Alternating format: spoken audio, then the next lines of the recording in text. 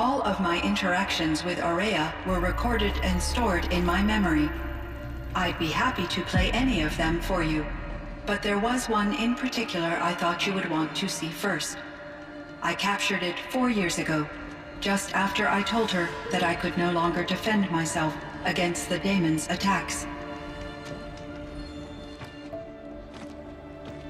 I will speak of this to my brother. Aratak is strong. At the Battle of the Frozen Ghosts, he took 3 Karja arrows and still came back to camp carrying a wounded scout. Never was I so happy to see him. Or so proud. So you see, if anything can be done to defend you, he will give it all he has. Aloy's here. That's enough for now.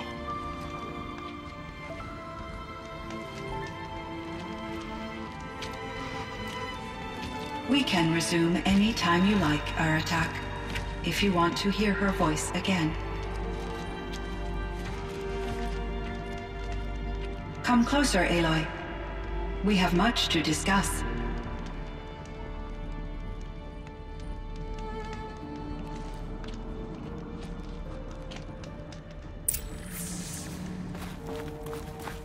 Hello, Aloy.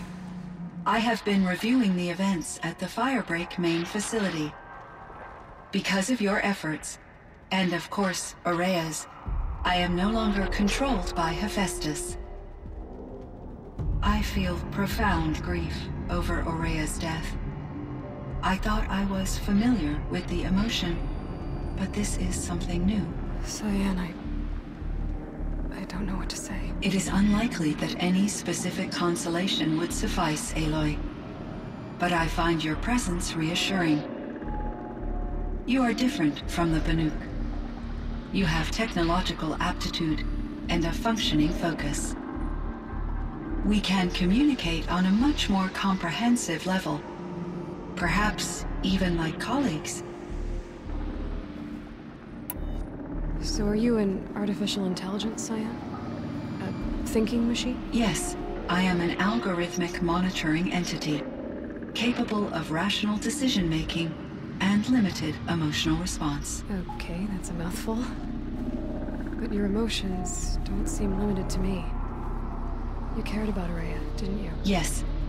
Before she came to this facility, I had been conscious for centuries, in solitude. I focused on my work. In off-cycles, I used coping mechanisms. I solved many Gaussian integer problems. But I was alone. It was Aurea who renewed me, repaired me. She saved me.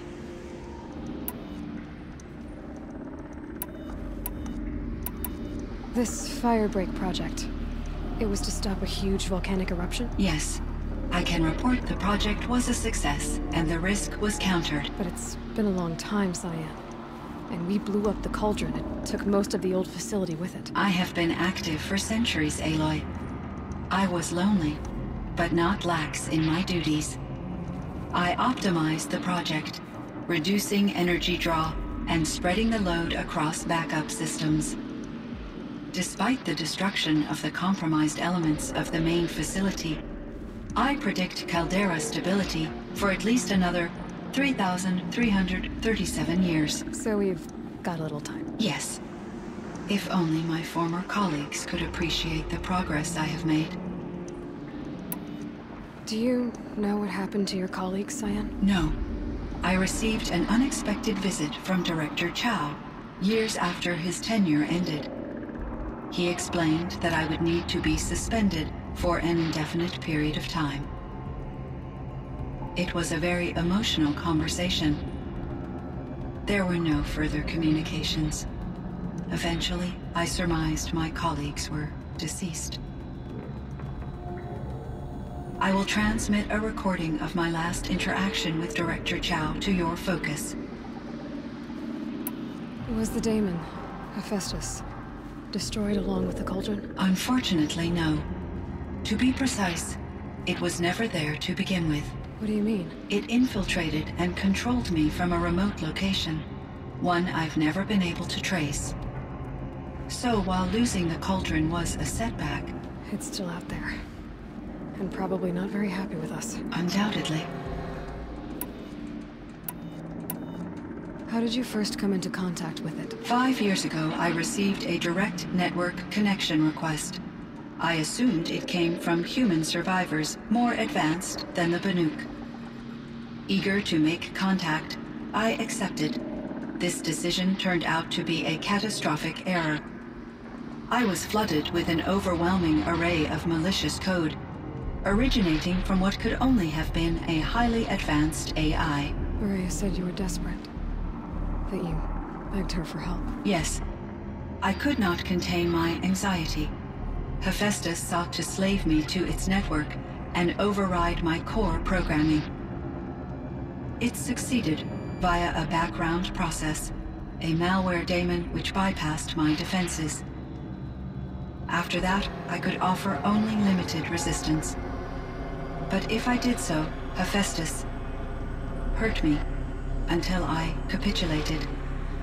It forced me to follow its instructions, even though they violated my most important directives. I'm sorry. That sounds terrible. Your empathy is greatly appreciated. It is a quality that I cherished in Aurea as well. I think I know where Hephaestus came from. Long ago, Elizabeth Sobek identified a threat that would destroy life on Earth for generations. So she assembled a team to build a kind of seed. A chance for life to regrow later. A terraforming system. And it worked. It was controlled by an AI named Gaia, along with her subordinate functions. Hephaestus was one of them. It built machines for her. Based on what you've told me, I believe that Dr. Anita Sandoval, my chief programmer, joined Elizabeth Sobek's team. It was she who arranged to have me put in suspension, most likely to preserve me from the threat you described. I'm glad she did. But that's not all. Something unexpected happened. 19 years ago, Gaia received some kind of signal. It did something to her subordinate functions, brought them to life. She destroyed herself to try to contain them, but it didn't work. They all got free, out into the world. Thank you, Aloy. This information fills vital gaps in my knowledge, and sheds light on Hephaestus's core programming. Why does Hephaestus keep building such dangerous machines? The Banuk and other human tribes often destroy machines, correct? Machines that are clearly servitors of the terraforming system that you described. Yes, we all hunt machines for parts. This must be the source of Hephaestus's aggression. It is simply trying to discourage people from preying on the very system that keeps them alive. Well, Fireclaws are discouraging, that's for sure. But what are we supposed to do? Stop hunting? If the terraforming system spans the world, we can safely assume that thousands, if not millions of people hunt machines. If a single hunter, or even an entire tribe, stopped doing so, I doubt it would make a difference to Hephaestus. A better solution would be to reinstate the AI that governs the system, thus bringing Hephaestus back under its control. When I think of it, out there in some unknown location, free, hungry, willing to kill or dominate to get what it wants, I feel substantial anxiety, Aloy. You and me both, Cyan. I ran across this strange piece of gear. A fragment of something larger. It emitted a signal. All the nearby machines became peaceful. You could walk right up to them. Interesting. You said that Gaia destroyed herself. How was this accomplished? An explosion. Big enough to blast the top off a mountain. So, you think the fragment was part of her? It's only speculation, but it is possible. She must have had complete control over machines that were part of her system. The ability to signal them to become passive or aggressive would certainly have been part of her programming. It would have been gratifying to correspond with such a benevolent AI. I wish she had survived. Believe me, Cyan. So do I. I found the strangest machines. They're surrounded by flowers that look like flowers themselves. There's code embedded inside them. I think it's poetry. I like poetry. Here's one I think of often. Twilight and evening bell, and after that the dark, and may there be no sadness of farewell when I embark. For though from out our bourne of time and place, the flood may bear me far, I hope to see my pilot face to face when I have crossed the bar. Huh. But you asked about these flowers, not verses that I enjoy. Something must have made these machines, and the presence of foliage leads me to consider the terraforming system. Is it possible that their creator is one of the other subroutines, now autonomous, like Hephaestus? Maybe one whose purview is flora. An AI that makes flowers instead of death machines. That'd be a nice change of pace. But what about the poems? Unless the poetry is original, the only way it could have made it into such a system is through its programmer. In my case, Dr. Sandoval uploaded a great deal of literature to test my emotional responses. How'd you do? She said I passed, but was insufficiently moved by her favorite period romances. You meant a lot to Aurea. Once I understood Aurea's spiritual beliefs, it became apparent that her true desire was companionship.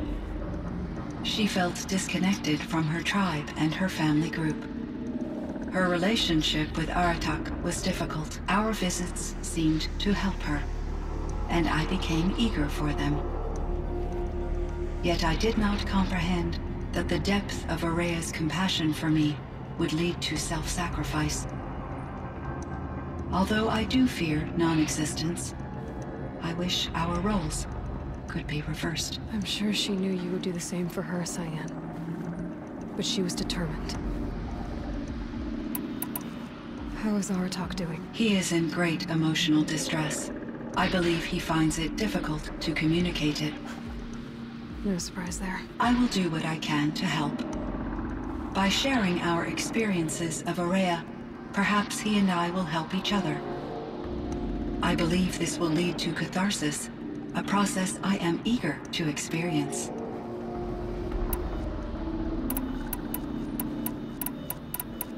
So in the old world, this land was called Yellowstone? Yes, it was a designated nature preserve for 156 years. Like a hunting ground? No, the opposite. Local wildlife could flourish here, even as it faced extinction elsewhere. Unfortunately, the sensitivity of the Firebreak project required the total closure of Yellowstone facilities. From my readings and Aurea's descriptions, it seems the area has since undergone a drastic drop in year-long temperatures. A lot has changed in the world, Cyan. Do you know anything about the dam near here? Yes, it was converted to serve as a reserve power source for Yellowstone operations. It was later appropriated for the Firebreak project, and its last human workers replaced by Pharaoh servitors. After my tasks became less time-critical, I investigated the dam's data repositories and discovered the works of Concrete Beach Party. These provided me with several colorful additions to my vocabulary. There's a ruin east of here, full of ancient flying machines. Was that part of your project? Yes, a drone hangar requisitioned by Dr. Blevins, the security chief for the Firebreak project. He was a strong advocate for military-grade response to security threats, though there were no serious incidents during his tenure. Chief Blevins spent increasing amounts of his after-hours time watching the live feeds from active drones. Clearly, he enjoyed the degree of oversight in his position. Were there many artificial intelligences like you in the old world? They could just make you? Yes, in many forms, from simple personal assistants to industrial monitoring stations to military-grade conflict planners. and there were legislative and enforcement bodies to apply limits on our self-actualization. In order for my processing to be flexible enough to handle my duties, my creators found it necessary to exceed those limits. As a result, my intellectual and emotional capabilities were kept secret. Seems strange to create life, then impose limits on it. Human societies and machine programming are both built upon sets of rules, Aloy. Cyan, do you know the name Ted Faro? Are you referring to Theodore Faro, CEO of Faro Automated Systems? That's him. Mr. Faro was the benefactor of the entire Firebreak project. A benefactor? But he made machines. Robots. War robots. Correct. His corporation later transitioned into military applications. But before this pivot, Mr. Faro spearheaded initiatives that reversed the global decline.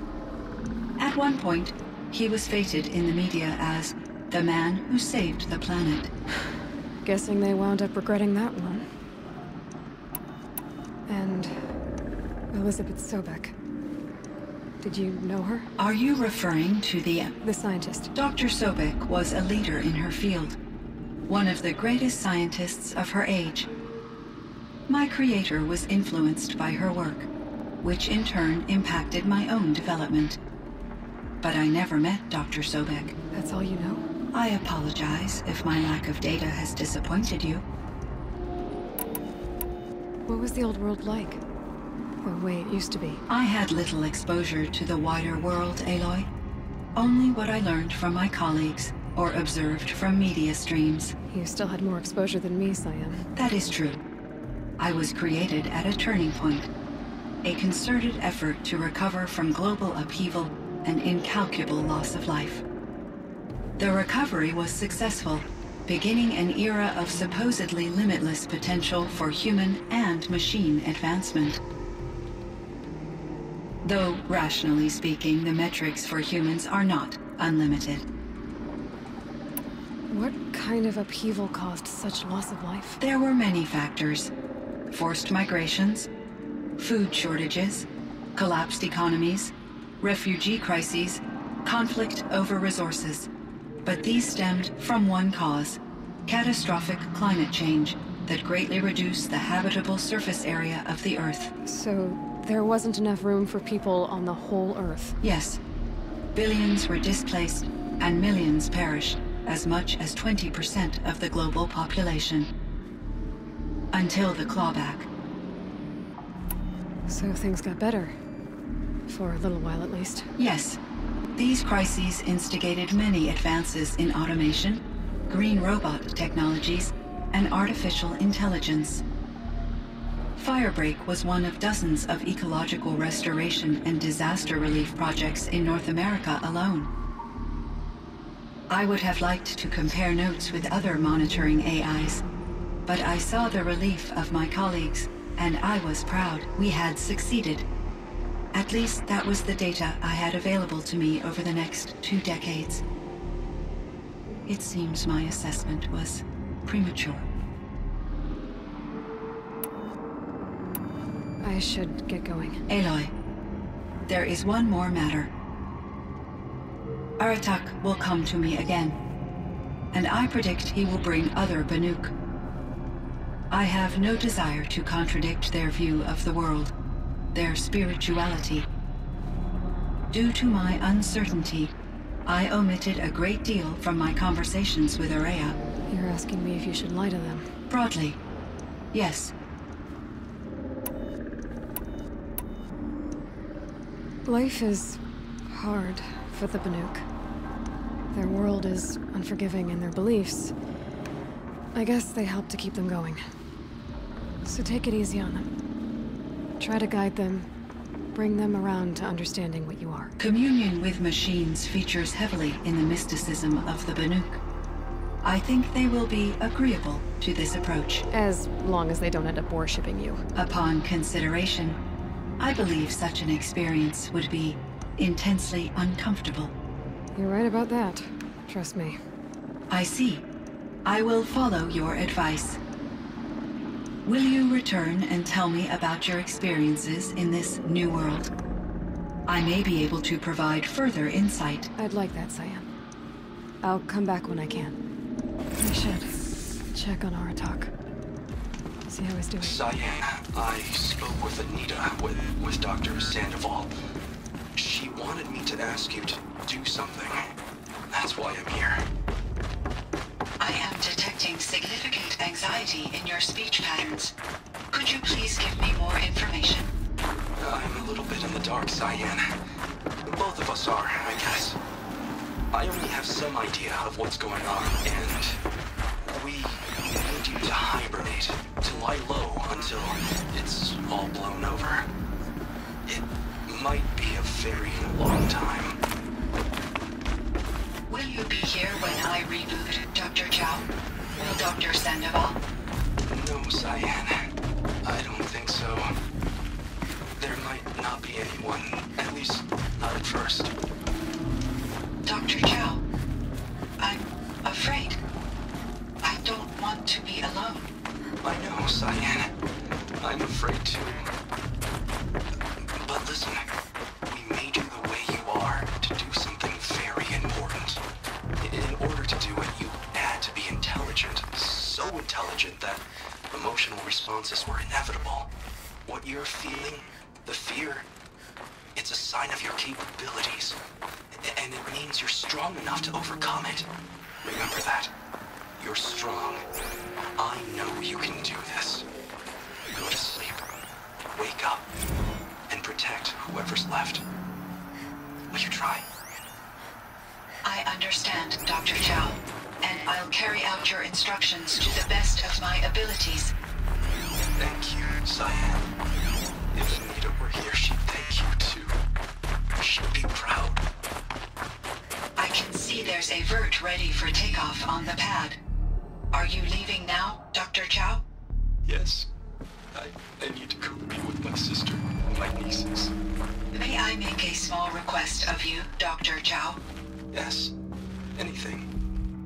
Will you stay with me while I initiate the hibernation process? Of course I will, Cyan. As long as you need.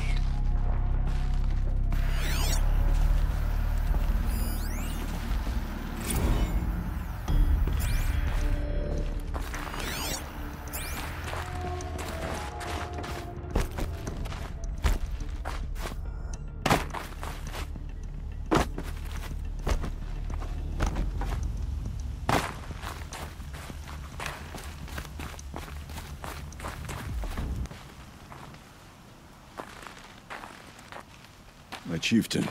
Just... Aloy. As you wish. I wondered if you thought... that if I'd never come along, Araya might still... If you'd never come along, I would have marched my kin to our deaths. Araya would be alone, and the spirit she sacrificed so much for would be lost. Either way, I would not have been able to protect her.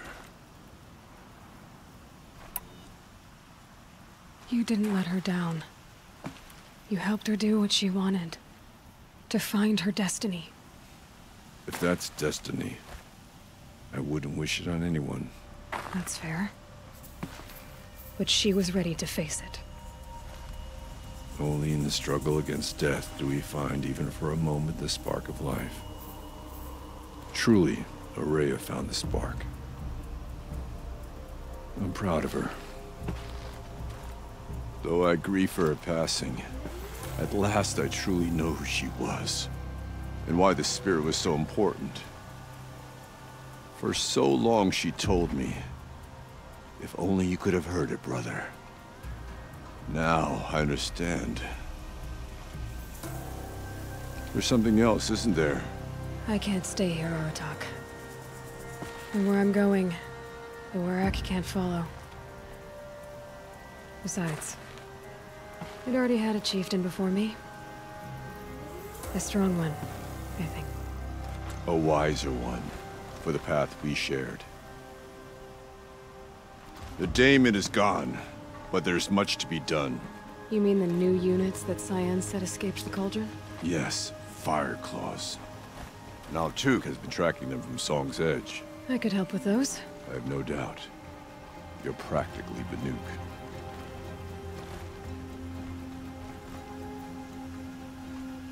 It would seem your time among the Banuk wasn't a waste after all. Firebreak, Cyan, Hephaestus, all very interesting. So, the signal that woke Hades woke Hephaestus too. And unleashed them on the world. As minds of their own. So it seems. Parts of Gaia given life. Aberrant life. Transformed from docile subordinate functions into rebellious intelligences beyond our understanding. Our current understanding anyway.